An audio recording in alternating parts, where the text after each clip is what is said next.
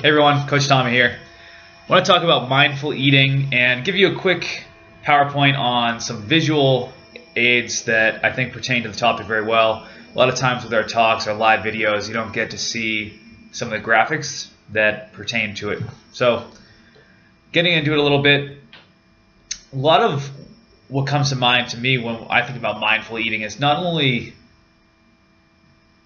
making sure that you're picking the right foods and healthy foods, and making sure the foods are, in line with your goals and going to be nourishing you and so on, but also kind of being aware of your cultural surroundings and accepting that you have a lot of outside factors working against you, and if you mindlessly go about your day, you're hit with a lot of external stimulus that guides you into making a poor decision. So, getting into a few examples here, there's a great study that was done that looked at all of the depictions of the Last Supper. And out of all these paintings, over time, the plate size has gotten bigger and bigger and bigger. And they've correlated that to the size of Jesus's head as a reference.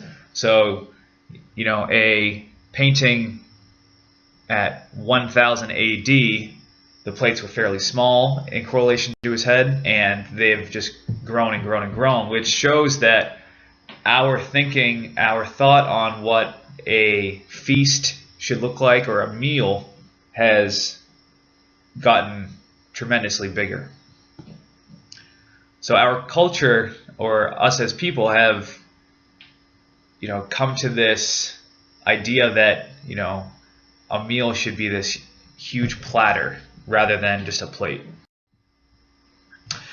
Other things that are working against us as external stimulus are kind of companies being tricky. So we have here a food label, and if you notice here on the left, the facts label states 2.5 servings per container.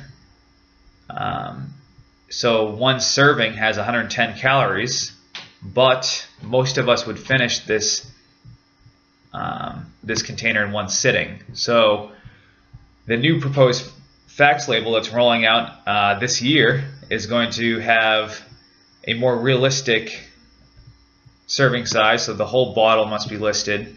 A lot of times they'll be split, so you'll have maybe one whole bottle versus the serving size that they want to promote. But it's going to give you the more realistic calorie count here, which is 275 for the whole bottle. So if you're being mindless and you just pick up the bottle and you drink it thinking, I quickly looked at it, it was 110 calories, I'm good. Or if you're going to log something and you let that stuff slip, it's going to catch up, and it's important to be mindful and really investigate those food labels. So going off of that, if you look at soda bottles over the past 100 years, those have grown as well, and they kind of reached a peak here in '93. Oh, sorry about that. Going on to my next slide here. I want to talk about cultural differences a little bit. So in the West, we use a fork, and in the East, they use chopsticks, and they have more of a vegetable-based diet, and they tend to have a longer life expectancy, see a lot less incidence of overweight and obesity, and that can be largely attributed to the food itself. A lot more seafood and vegetables, but also the lifestyle, a lot of activity, whether it be walking, farming, cycling, and as well as the rate at which they eat. So in the West, we tend to use forks and spoons, which in a sense are shovels. We're literally shoveling food into our mouth. We eat very quickly, and we don't take breaks while we eat. In the East, they eat with chopsticks, and you cannot eat a large amount of food when you're eating with chopsticks. And it takes a lot more time, and they're a lot smaller bites. So the rate at which you eat plays a tremendous role in how much you're going to eat and total calories over the course of the day. There's a saying which is eat your drink and drink your food, which means you should be drinking, when you drink your fluid, you should have it in your mouth so long that you're savoring it and you're enjoying whatever the drink is, whether it's tea or wine, and you're almost chewing it because it's in your mouth for so long. Again, you're savoring it and you're enjoying it. And then drink your food refers to you're chewing it up so much that it's almost liquid-like. You're taking your time and you're chewing it down to like a pulp, and that is not only going to add time to your meal, which is going to make you eat less food and less total calories, but it's also going to aid in digestion, aid in hydration, and digestion starts in the mouth, so you have a lot of enzymes that start to break down that food when you break it down to that degree. And to wrap it up here, I think this is a great image on kind of mindful eating as a whole. So this would be a great thing to kind of refer back to or save somewhere and remind yourself from time to time. So we have kind of all components here of mindful eating. You want to sit down at the table rather than eating in the car. That's just a recipe for eating mindlessly. Eating while you're walking, eating in the car, you're more focused on the other task than you are the meal.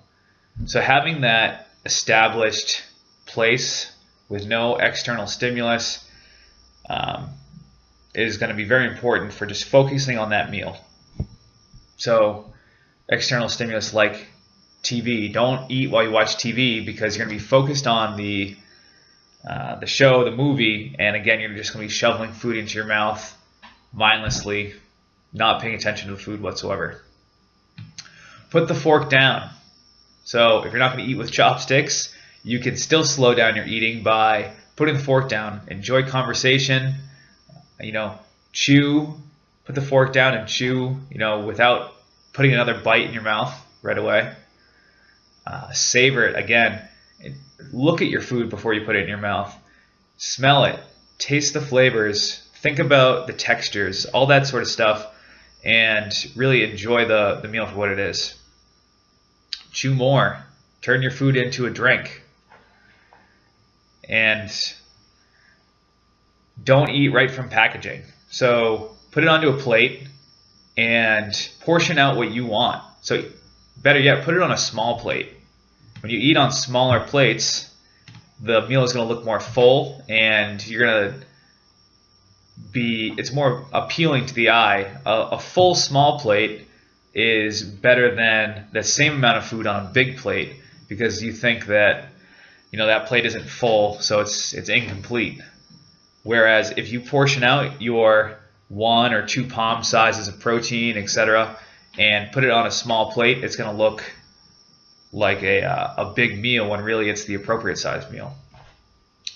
So give those a try, guys. Practice mindful or conscious eating in all aspects, from the purchase to the decision making to the execution of actually eating it.